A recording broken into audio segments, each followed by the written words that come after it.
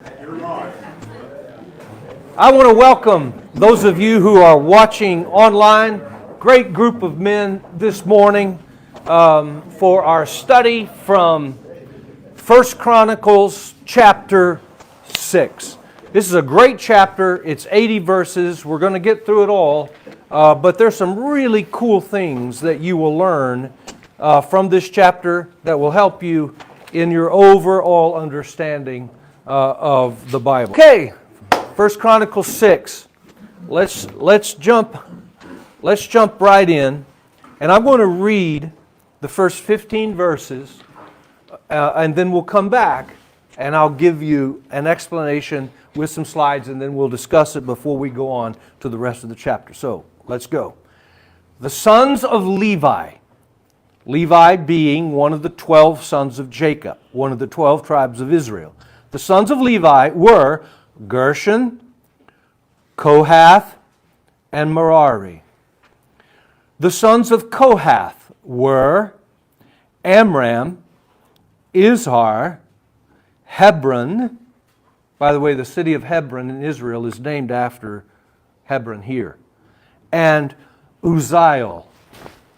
By the way, Uzziel, anybody know what the favorite gun of the IDF in Israel is? What's it called?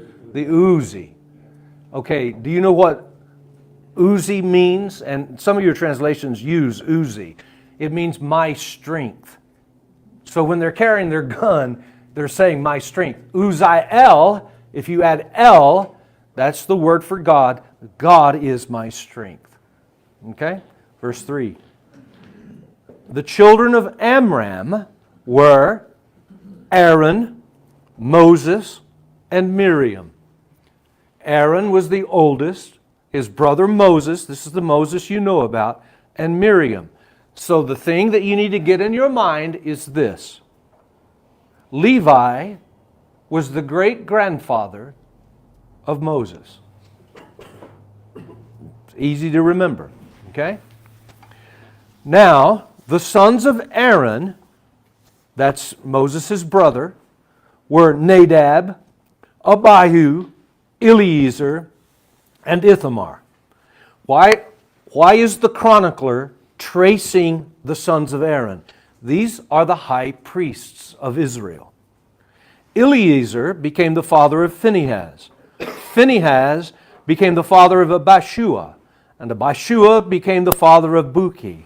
And Buki became the father of Uzi. There's Uzi without the L, which means my strength. And Uzi became the father of Zariah. And Zariah became the father of Marioth. And Marioth became the father of Amariah. And Amariah became the father of Ahitub. And Ahitub became the father of Zadok. And Zadok became the father of Ahimaaz. And Ahimaaz became the father of Azariah. And Azariah became the father of Johanan. And Johanan became the father of Azariah. And it was he, Azariah, who served as the high priest in the house, the temple, which Solomon built in Jerusalem. And Azariah became the father of Amariah. And Amariah became the father of Ahitub. And Ahitub became the father of Zadok. And Zadok became the father of Shallum. And Shallum became the father of Hilkiah. And Hilkiah became the father of Azariah. And Azariah became the father of Sariah. And Sariah became the father of Jehozadak. And it was Jehozadak who was the high priest and was carried by the Lord from Judah and Jerusalem into exile by Nebuchadnezzar.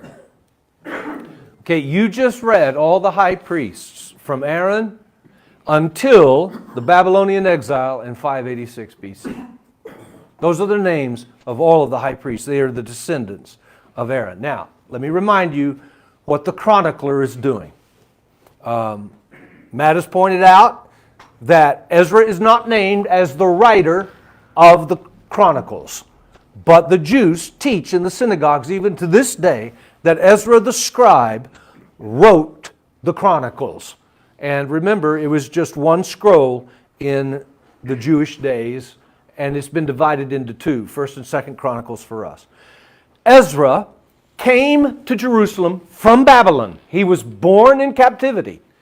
And he comes to Jerusalem with Nehemiah and others in 458 BC. He writes the Chronicles to encourage the Jews who are resettling Israel after they've been gone for several decades, taken into exile by Nebuchadnezzar. Now, here is the path that the Jews followed when they left Babylon to go back to Jerusalem.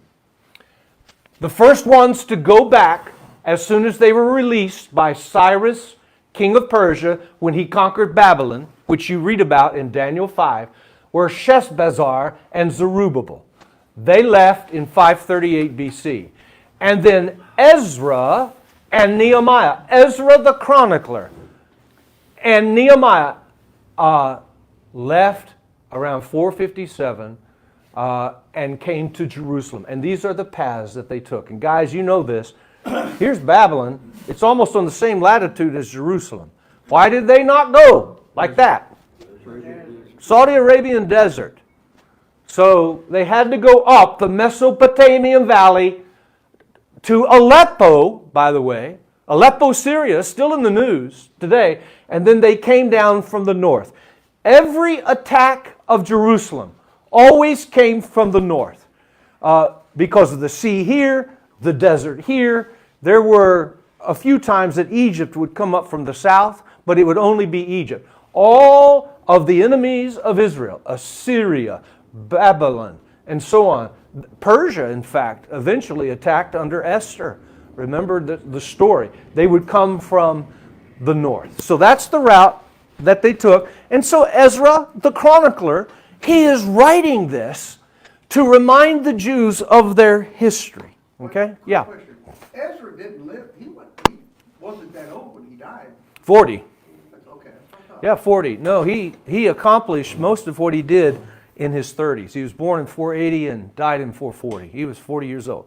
Here are the 12 sons of Jacob. Now notice, Reuben, Simeon, Levi is who we're reading about in 1 Chronicles 6. Jesus comes from the tribe of Judah. He is the Lion of the tribe of Judah. And remember what we have said. Joseph and Levi didn't receive any land in the land of Canaan. Joseph's two sons inherited the land and took the place of Joseph and Levi. In a moment we're going to read that Levi and his descendants received 48 cities, but not territories, and 6 cities of refuge. And I'll explain those in just a moment. Joseph's two sons are Ephraim and Manasseh, and they fulfill the 12 tribes of Israel in place of Joseph. What is the purpose of Chronicles? Ezra is saying, God's not through with us. Yes, we have no king. Our king, Zedekiah, he was blinded and dragged into captivity. All of his sons were brutally murdered. Jehoiakim, the king before him, yes, he's in prison in Babylon and has been released, but no king is coming back with us. Yahweh is our king. Yahweh is our shepherd. But he's going to give us the king of all kings, the eternal king, to guide us forever. And the chronicler, Ezra, writes about it in 1 Chronicles 17. That's the message of Chronicles. Now, here's what's interesting. Canaan is the promised land for God's people. Promised to Abraham in 2091 BC, when Abraham was age 75. Then shown to Moses in 1406 BC, when Moses was on Mount Nebo. But Moses was not allowed to enter the land. Joshua and the 12 tribes came in and conquered, and it took them almost 400 years to conquer the land, and then they divided it up among the 12 tribes, and it became known as Israel in 1051 BC. Now, Jeff, if you're watching from Tennessee, I have read your post. I thought it was really good when you said the nation of Israel today is not the nation of Israel in David's day, in King David's day, in King Saul's day, in King Solomon's day. I hear you, and I understand where you're going with that. All Israel, true Israel, are those who trust Yahweh from all nations. I get it. However, don't tell Benjamin Netanyahu that, because he believes and teaches his people that the reason the land is their land and not the Palestinians is because they had the land beginning in 2000 BC. And the Palestinians, the Arabs, didn't come in until 700 AD, 2,700 years later. So here's the deal.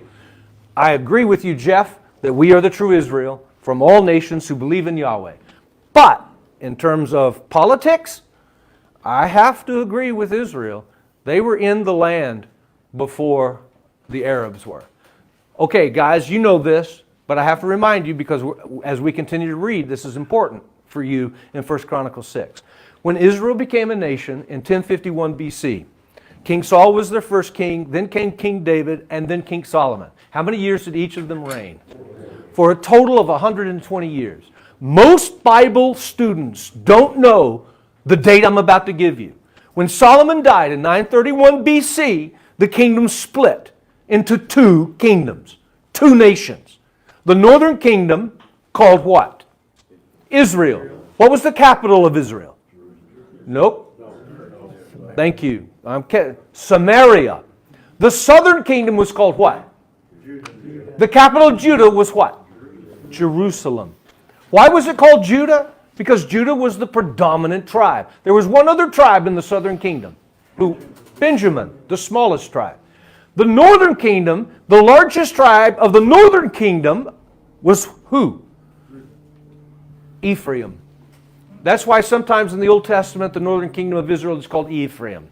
And who's Ephraim? He's the son of Joseph and his brother Manasseh. They took Joseph's place and they took Levi's place. So it's called Ephraim, Samaria, Israel. During their existence as a unique and independent nation, they had 19 kings. How many of them were good? 0. And because of their rebellion, God brings them to an end. In 722 BC, Assyria comes and conquers Israel. They try to conquer Judah, but Judah is saved by Yahweh when Hezekiah, king of Judah, and Isaiah, the prophet, and his son-in-law lead the people to repentance, and Yahweh saves Judah. So, and Howard has pointed this out before, and he's exactly right. When Israel disappeared under attack of Assyria, they call them the 10 lost tribes. Many of the families of those 10 lost tribes made it to Jerusalem and continued to live in Judah until Judah was destroyed in 586 BC by Babylon and King Nebuchadnezzar. Then all the Jews were taken into Babylonian captivity. Babylon is modern-day Iraq. And this is where Ezra the chronicler is born. And when Babylon falls to Cyrus, king of Persia, in Daniel 4, he releases the Jews to go back to Jerusalem. And here comes Ezra. But he's writing out the history of the people as they return to Zion. So, for the Jews, this book we're reading is the last book of their Bible.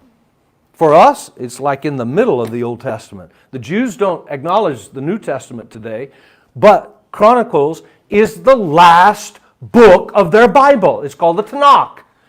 And this is why Jews are looking for the Messiah today. Because the last book of their Bible is pointing them to a coming Messiah.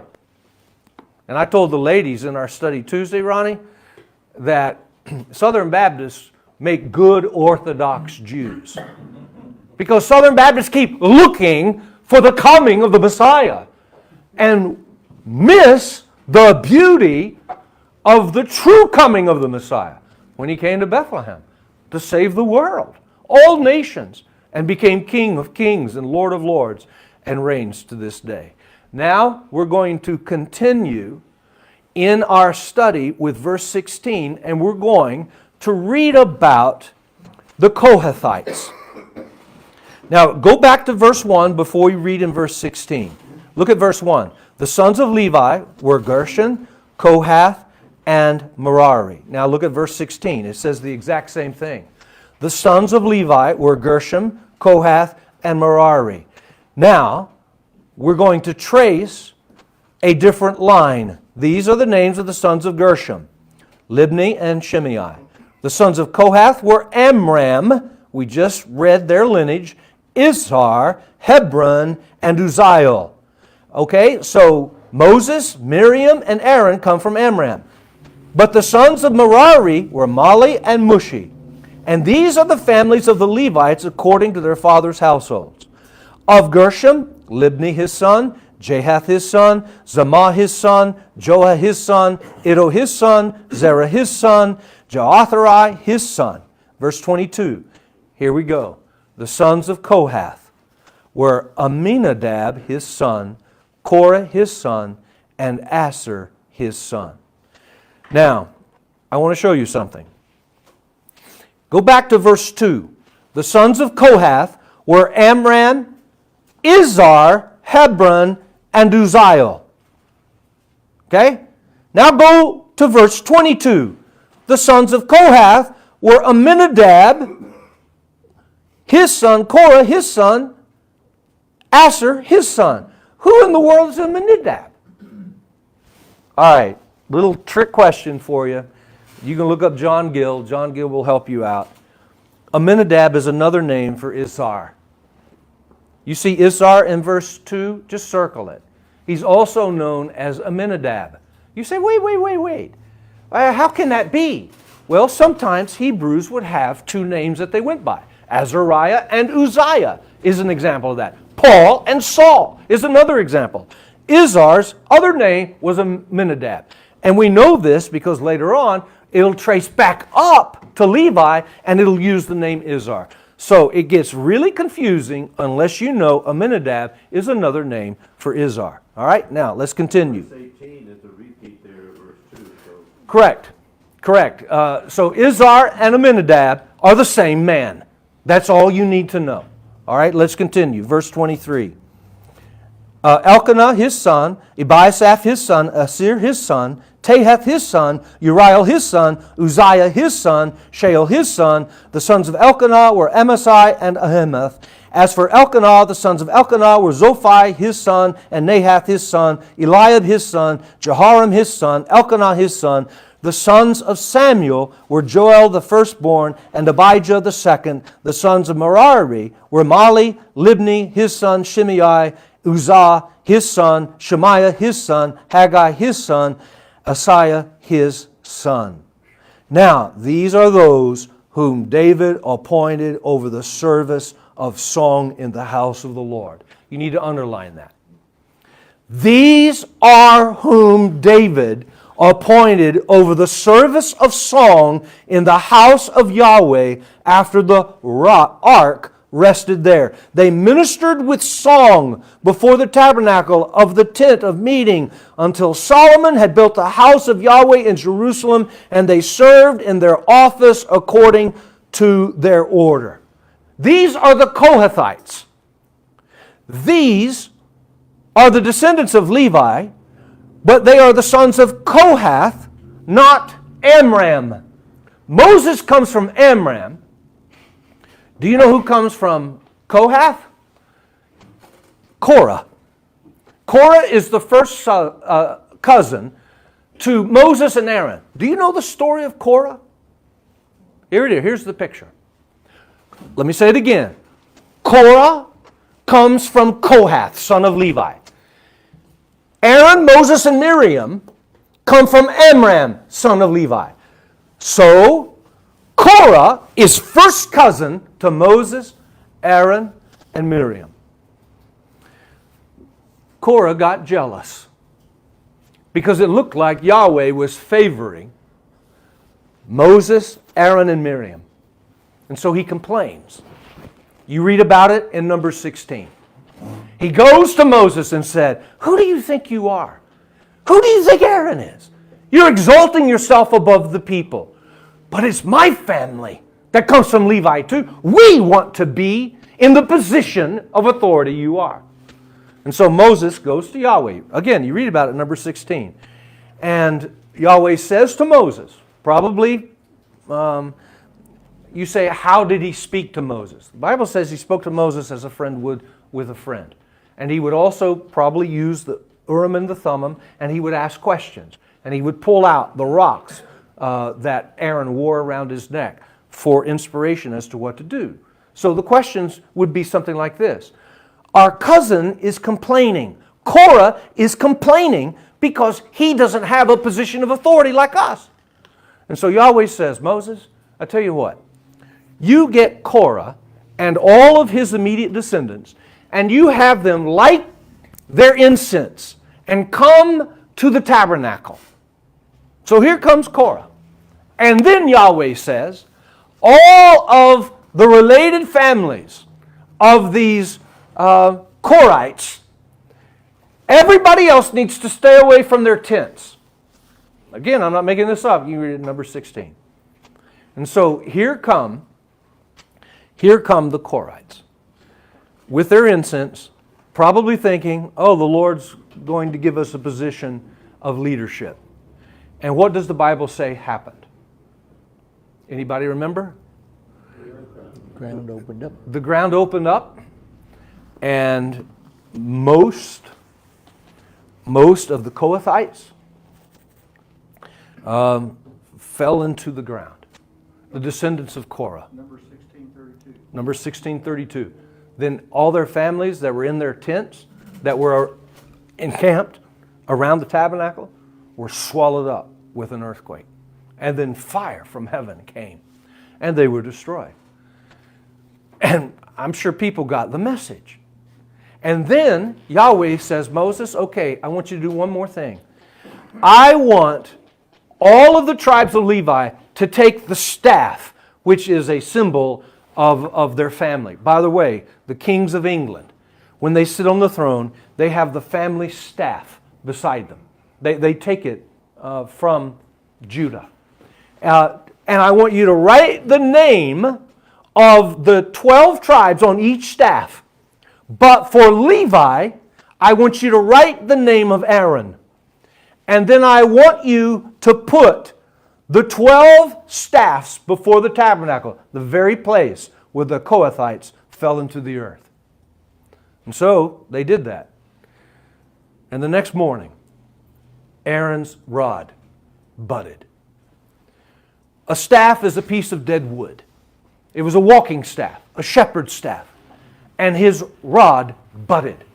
And Yahweh said to Moses, you go tell the people, I will choose whom I choose to be my priest. I want Aaron and his descendants to come before me as priests for Israel. He gave life where there was deadness. And my wife used to say to me, Wade, why is it that people will read the stories of Kohath and Korah, his son, and their rebellion, which is mentioned in Jude, and the point is Yahweh will choose whom He chooses, but yet when it comes to the doctrine of election in the New Covenant, they struggle with the idea that God chooses His priests in the New Covenant. Why is everybody okay with it in the Old Covenant, but they argue with it in the New Covenant?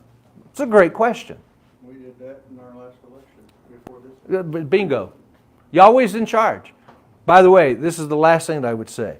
Not all of the descendants of Kohath and Korah, his descendants through Korah were killed. But Kohath had other sons. And the Kohathites became the singers in the tabernacle and the temple. In fact, when you go to the book of Psalms, you will read under probably 50% of the songs, these songs are written by the Kohathites for temple worship. And I was looking at this country and western song, and I think this is true. The best songs come from broken hearts. The Kohathites are the people who see Korah, their brother, and their family fall into the earth because of their rebellion. But yet God chooses this family to lead in worship throughout the history of Israel. The best songs come from broken hearts. You know, in that way, with all of us, I'd say the majority of us, that when saved, Yes. Sons from broken hearts. Oh, bingo. Yeah. By the way, I get in trouble for this, but I'm going to say it anyway. Do you realize that angels never sing? Angels never sing. In the Bible, angels never sing. Now, I realize that goes against the best song we ever had in the pageant, where an angel, Todd Kuykendall, was singing. I know it goes against the great song at Christmas. Hark! The herald angels sing. But they don't sing. The angels speak. Everywhere in the Bible you will hear, and the angel said. Now, why is that? Because angels that have not fallen have no need of brokenness. Angels that have fallen are broken, but are like the Korahites, who are consumed by the wrath of God and are not redeemed. The Kohathites sing because they've been broken of their rebellion as a family. They've seen judgment, and now they worship the Lord. The best songs come from a broken heart that's been redeemed by the Lord. Anybody? Comment? All right, let's continue. Verse 3. Thank you, Ronnie. We just mentioned that the Kohathites, these are the rest of the descendants of Kohath. They just saw their brother Korah consumed and his family. But now they are appointed worshipers. 33. These are those who served with their sons, the Kohathites. From the sons of the Kohathites were Herman, or Heman, the singer, the son of Joel, the son of Samuel, the son of Elkanah, the son of Jehoram, the son of Eliel, the son of Toah, the son of Zuph, the son of Elkanah, the son of Mahath, the son of Amasai, the son of Elkanah, the son of Joel, the son of Azariah, the son of Zephaniah, the son of Tahath. These are all singers. These are all worshipers in the tabernacle and the temple. These are the musicians. The son of Ebiasaph, the son of Korah, the son of Izhar, the son of Kohath. By the way, this Korah and Kohath, these are descendants. It would be like, my grandson is named William, after me and my father, Levi. So these are descendants of the original Korah and the original Kohath. Verse 39. Heman's brother Asaph stood at his right hand, even Asaph, the son of Berechiah, the son of Shemaiah, the son of Michael, the son of Basiah, the son of Makadgajah, the son of Ethni, the son of Zerah, the son of Adiah, the son of Ethan, the son of Zimmah, the son of Shemaiah, the son of Jahath, the son of Gershom, the son of Levi. On the left hand were their kinsmen, the sons of Merari, Ethan, the sons of Kishai, the son of Abdi, the son of Maluk, the son of Hashiah, the son of Amaziah, the son of Hilkiah, the son of Amzi, the son of Bani, the son of Shemir, the son of Mali, the son of Mushi, the son of Merari, the son of Levi. Their kinsmen, the Levites, were appointed for all the service of the tabernacle of the house of God. Okay, what you just read were the names of the musicians. And then in verse 48, their kinsmen, meaning the descendants of Amram, which we read about in the first 30 verses of this chapter, they were the Levites appointed for the service of the tabernacle of the house of God. Verse 49. But Aaron and his sons offered on the altar of burnt offering and on the altar of incense for all the work of the most holy place, and to make atonement for Israel, according to all that Moses, the Son of God, had commanded. The thing you need to remember is this. All of the descendants of Levi were priests and worshipers and worked in the tabernacle and the temple. But only the descendants of Aaron were the priestly tribe, and the high priest came from Aaron. All the other Levites, cousins and so on, served in the tabernacle and temple as worshipers and servants and so on, but it was Aaron and his descendants that were the high priests. Verse 50. These are the sons of Aaron. Eleazar, his son, Phinehas, these are high priests. Abishiu, his son, Buki, his son, Uzi, his son. We've already read about them earlier in the chapter. Zariah, his son, Marioth, his son, Amariah, his son, Ahitub, his son, Zadok, his son, Ahimaaz, his son. Why does he go back and name all the high priests? For one reason. They're going back to Israel. They're rebuilding the temple under Zerubbabel, and they need a new high priest. And so Joshua Not Joshua the son of Nun that conquered Canaan. Another Joshua, the descendant of Aaron, becomes the first high priest in the new temple after the restoration from Babylonian exile. And the chronicler is saying, this is why he should be our high priest. He comes from this line of Aaron, verse 54. Now here we go. These are the settlements according to their camps within their borders. The settlements of the Levites according to their camps within their borders. To the sons of Aaron of the families of the Kohathites, for theirs was the first lot. To them they gave Hebron in the land of Judah and its pasture lands around it. But the fields of the city and its villages they gave to Caleb, the son of Jephunneh. To the sons of Aaron they gave the following cities of refuge: Hebron, Libnah, also with its pasture lands, Jatir, Eshtemoa with its pasture lands, Helene with its pasture lands, Debir with its pasture lands, Ashan with its pasture lands, and Beth Shemesh with its pasture lands, and from the tribe of Benjamin, Geba with its pasture lands, Alameth with its pasture lands, and Anathoth with its pasture lands. All their cities throughout their families were 13 cities. Now, I'm going to go ahead and read the rest of the chapter, and then we have about 15 minutes for discussion. But let me show you what we're reading.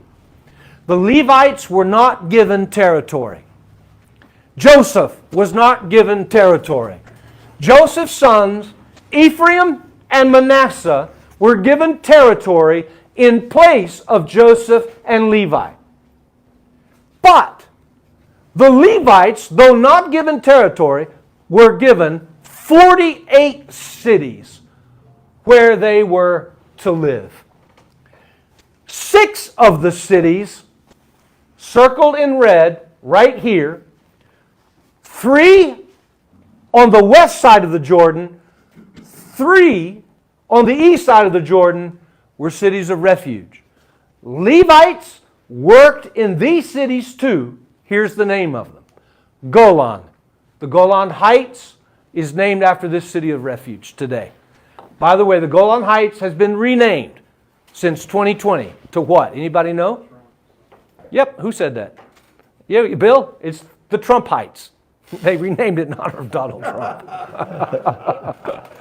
Oh my God. Yeah, I think they think of Trump as Cyrus, king of Persia. On the Jordan side? Well, it was before the War of 67. Yeah, no, this is Israel. Golan Heights is controlled by Israel. Yeah, in the War of 67, Jordan owned this. So it kind of comes down and comes back over the Jordan River. Yeah, they conquered the Golan Heights in 67, and they took possession of it. Israel We did. drove through there. Yeah, we did. We were on top of that. Ramoth Gilead, and then Bezur, and then Hebron was a city of refuge. Shechem, a city of refuge. And by the way, we drive through this city too, up here north when we go up to Dan. Okay, so 48 Levitical cities and 6 cities of refuge. What were these cities used for? By the way, here are the 6 cities. Cities of refuge. Remember I told you last week that if you accidentally kill someone, the custom in the ancient Middle East was the family of the one killed, even if it was an accident, they would avenge the blood of the one killed by killing you. It's called the avenger of blood concept. Yahweh knew that this was the culture of all the nations around Israel and that they were familiar with it. But rather than fully adopt it, Yahweh says, look, here's what we're going to do. I'm going to provide cities of refuge. 6. And the Levites in 48 cities, including the 6 cities of refuge, are responsible to care for those cities. And here's what would happen. If you kill someone, then you better take off running as fast as you can to get to the city of refuge. And the Levites in these 48 cities would do 3 things to make sure that the person who broke the law could get to refuge. They would keep all the roads leading to refuge straight. Their job every morning and evening was to walk the straight roads and to remove any encumbrance, keep them smooth. And then they would sign all the roads that led to the city of refuge with this word, Miklat. which in Hebrew means refuge. By the way, today in Israel, you will see this sign all over the place.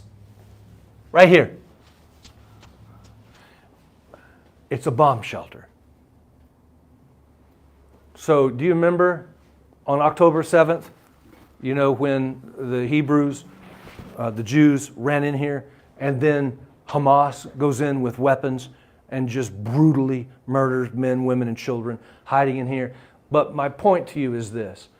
The Hebrews in the days we're talking about, the Chronicles days, if they made it to the city of refuge, they were protected by Yahweh. They stayed there, they were fed, they were cared for, they were clothed, and they were housed. And the only time they could leave the city of refuge was when? When the high priest of Israel died. All of those who had broken the law could leave the city of refuge because the high priest had died, and anybody else that laid a hand on them, they then became the murderer, and their blood would be avenged. So the beautiful parallel here is this.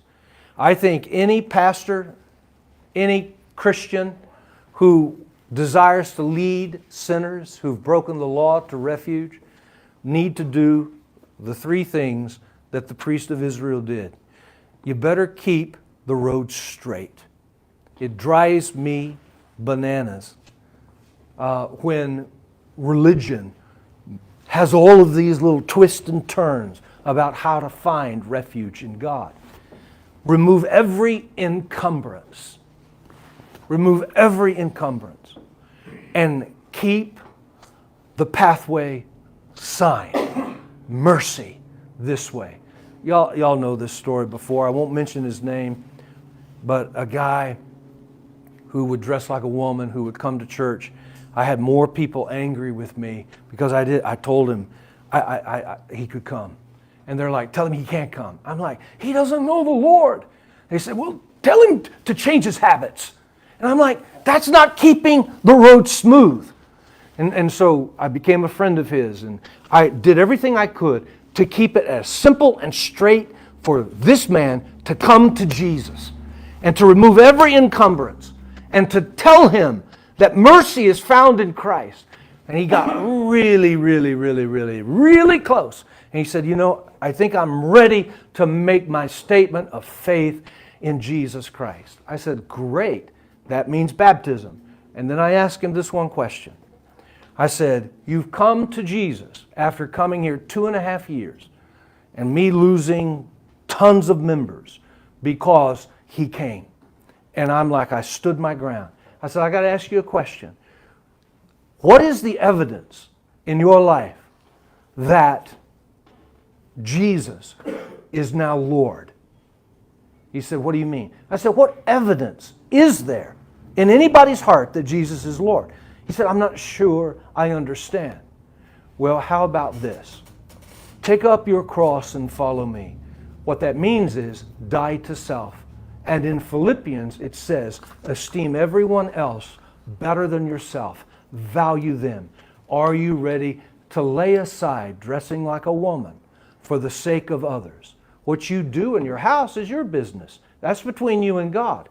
But the evidence that God has changed your heart is that you're going to look out for that mom who's concerned with her kids looking at you. You're going to look out at others. You're going to value them. And he looked at me and he had a tear in his eye. And he said, you know what? I see what you're saying. Let me think about it. Okay, I made it as straight, as smooth, and as signed with mercy as possible. And then, of course, I retired shortly thereafter. Still a friend.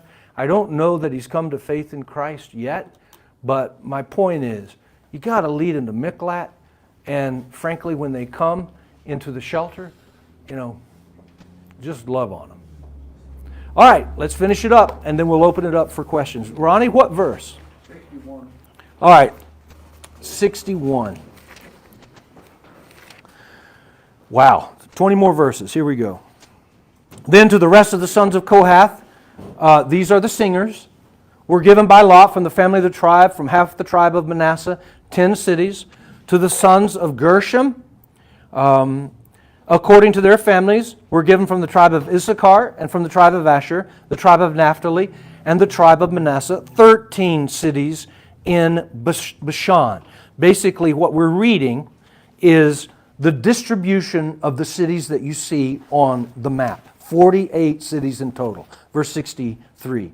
To the sons of Merari were given by lot, according to their families, from the tribe of Reuben, the tribe of Gad, the tribe of Zebulun, 12 cities. So the sons of Israel gave to the Levites the cities with their pasture lands. They gave by lot from the tribe of the sons of Judah, the tribe of the sons of Simeon, and the tribe of the sons of Benjamin, these cities which are mentioned by name. Basically what this means is you had Simeon and Reuben and Gad and Dan, the families of these tribes, and they already were living in their territory. And they had their cities, but they drew lots because Yahweh was saying, okay, look, the Levites need their cities. So they drew lots to which cities they would receive. The 6 cities of refuge were appointed by Yahweh, but the others were drawn by lots. Verse 66. Now some of the families of the sons of Kohath had cities of their territory from the tribe of Ephraim. They gave to them the following cities of refuge: Shechem in the hill country of Ephraim, with its pasture lands. By the way, here is Shechem, right here, in the hill country of Ephraim. When we go to Israel, you'll see it's hill country, and Shechem is still a city. You'll see. They gave Shechem as a city of refuge. Where are we at, Ronnie? Yeah. Oh, yeah, 67. Shechem in the hill country of Ephraim with its pasture lands. Gezer also its pasture lands. Jokmeam with its pasture lands. Beth-oron with its pasture lands. Ajalon, these are just other cities, with its pasture lands. Gath-rimmon with its pasture lands. And from the half tribe of Manasseh, Anir with its pasture lands. Bileam with its pasture lands, for the rest of the family of the sons of Kohath. To the sons of Gershom, this is another son of Levi, were given from the family of the half-tribe of Manasseh, Golan, that's a city of refuge, in Bashan with its pasture lands, Asheroth with its pasture lands, and from the tribe of Issachar, Kadesh with its pasture lands, Dabaroth with its pasture lands, Ramoth with its pasture lands, Anim with its pasture lands, and from the tribe of Asher, Mashal with its pasture lands, Abdon with its pasture lands, Hukok with its pasture lands, and Rehob with its pasture lands, and from the tribe of Naphtali, Kadesh in Galilee with its pasture lands, Haman with its pasture lands, and Kerethium with its pasture lands. Verse 77. To the rest of the Levites, the sons of Merari were given from the tribe of Zebulun, Ramana with its pasture lands, Tabor with its pasture lands, and beyond the Jordan at Jericho, on the east side of the Jordan, were given them from the tribe of Reuben, Bezer in the wilderness with its pasture lands, Jazza with its pasture lands, Kedemoth with its pasture lands, Mephath with its pasture lands, and from the tribe of Gad, Ramoth in Gilead with its pasture lands, by the way, the city of refuge, Mahanaim with its pasture lands, Heshbon with its pasture lands, and Jazza with its pasture lands. These are the 48 cities, everything in black, of the tribes of Levi, who were responsible for the worship in Jerusalem at the tabernacle and the temple, and for keeping the roads straight, smooth, and signed, leading to the cities of refuge. That'll probably be the only time you do a study on 1 Chronicles 6. What are your thoughts, comments? Yes, sir. Do you have any comment on what the pasture lands were? Yeah, it's a great question. The pasture lands were the areas outside the city walls. Most of the cities were walled. And so there were pasture lands that belonged to the Levites. So let's say the tribe of Gad could not say, oh, no, that's our pasture land. It was marked out for the Levites to keep their sheep, to keep their goats, and so on. Great question, Pastor. Any other comments or question? Yes, sir. Wait, isn't it fascinating that, and maybe you can explain this, which is why I bring it up, that Jesus comes through the tribe of Judah and not the tribe of Levites. Can you explain your perspective? I, in fact, Googled that using ChatGPT, Grok, and other AI. Asked that exact question.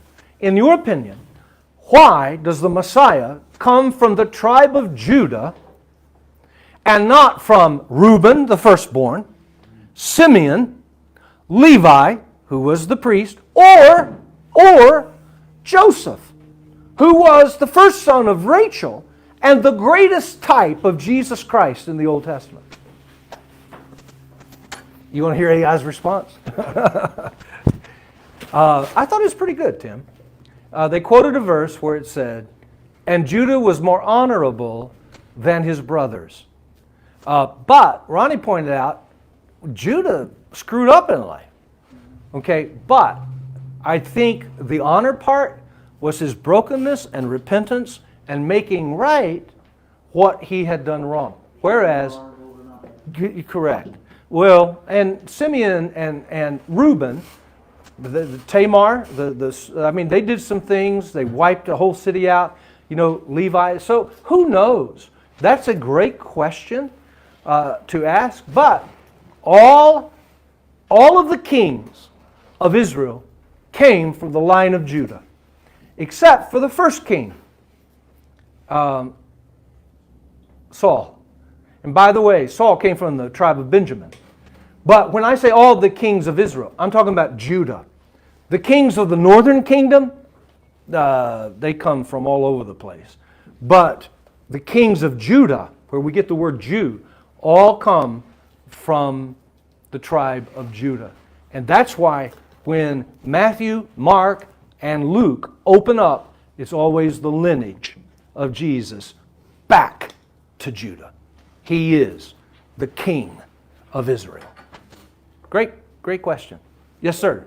When these people are going to the sanctuary city, Yes. do they just have to get in the walls, or do they? That's a great question. When I preached, the question is, when you're running to the city of refuge, what do you have to do in order to be protected from the avenger of blood?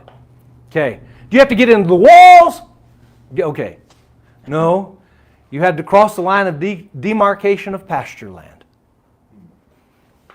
The pasture land. And by the way, it's a beautiful tribute to Psalm 23. The Lord is my shepherd, I shall not want. He makes me to lie down in green pastures. He restores my soul. And so the Levites, word would come through the blowing of trumpets, through the, so on. People would know. It was like the Buffalo Bills, playing Tampa Bay Buccaneers. They knew that there's a team chasing a man who is trying to find refuge. And so everybody would come out and they would watch. And when they crossed the line of demarcation of the pasture land, the game was over. That should be the church. Exactly. I agree. Yeah. Anybody else? Great questions, comments. Manasseh is often called the half-tribe of Manasseh. Now, Manasseh and Ephraim were sons of Joseph. Why is it called half-tribe? I don't think Manasseh's ever called half-tribe. No, it's not. And what a great question. You mean Ephraim's not called a half-tribe. Manasseh is. Yeah, Ephraim's not. Yeah. Here's why. Half of the tribe of Manasseh, the tribe of Gad, and the tribe of Reuben came to Joshua and said, "We don't want to settle on the west side of the Jordan. We want to settle on the east side." And Joshua, and I'm quoting now, summarizing, said, "Are you abandoning your brothers?" And they said, "No." So half the tribe, called East Manasseh, went here. Gad went here, Reuben here, on the east side of the Jordan. By the way, Matt, they were the first tribes to be taken into Assyrian captivity. They were the first tribes to go into rebellion. And now that was later on. But here is the half-tribe, West Manasseh, here, and then Ephraim never split. So these three, half the tribe of Manasseh, Gad and Reuben, chose to settle on the east side of the Jordan. I got a question. Yeah. By map there, you take East and West Manasseh. Yeah. You say Ephraim is the larger country, and so northern Israel was Right. called Ephraim sometime. Yes. But by size, it looks like Manasseh. That's a great question. Great question. If you were going by land size, Manasseh would be the largest tribe, east and west. But if you're going by population, it's Ephraim. It's a little bit like, do y'all know what the largest... It doesn't show many cities there in West Manasseh. Yeah, good point. There are, but Yeah, and there's not many Levitical cities. You're close to Jerusalem. Here's Jerusalem. So a lot of Levites were there. Not many Levitical cities, but there were a ton of cities in here. Heavy population. Anybody know what the largest land area city in the world is? Who said that? It used to be Oklahoma. It used to be Oklahoma City. If it's changed, Tallahassee didn't. well, Tallahassee may have passed them up, but I know Oklahoma City keeps expanding to try to keep that tag. Anybody know what the largest city is in terms of population? No, in the world. Okay, you know what? I've heard Tokyo has just supplanted Shanghai, and so on. But that's an illustration, Ronnie, of how a city can be populous and not big in area, like Manasseh. Bill? Well, you say it was divided up because of topography. Some of the land was Yeah. more fertile, and Oh, absolutely. so maybe Yeah. the reason why some area was bigger because it Yeah. takes more land. And by the way, Ephraim had some very, very, very fertile land, as did West Manasseh. Great question. Anybody else? Okay, as we leave, we're out of time. Remember these two things from 1 Chronicles 6. It's the descendants of Levi in 1 Chronicles 6. Amram gives birth to Moses, Miriam, and Aaron. And Amram is the grandson of Levi. Okay? Go over in the lineage the Kohathites, who descend from Kohath, son of Levi. Korah was Kohath's son, the first cousin. The Kohathites become the musicians in the tabernacle in the temple after they see their blood brother swallowed up by the wrath of God. So in this chapter, all you've got are the Levites, the worshipers, the servers, that's the descendants of Miriam, and the high priest, the sons of Aaron. So 1 Chronicles 6 is all about the Levites. Guys, we only have 1 Chronicles 7, 8, and 9, and we finish the names. And then we get in to King David. God bless you.